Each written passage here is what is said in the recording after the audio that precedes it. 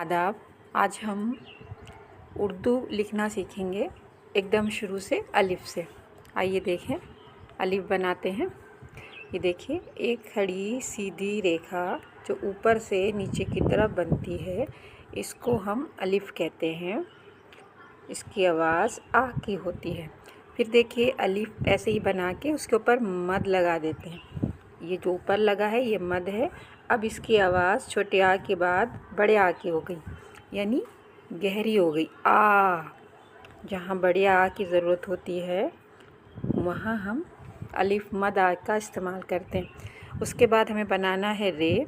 देखिए, एरो दिया गया है, एक लाइन छोटी, उसके बाद तिरछी, छोटी लाइन, फिर तिरछी, छोटी लाइन, तिरछी। ये है हमारा रे। इसकी आवाज़ हिंदी के रा की तरह होती है, ठीक है, इस तरह।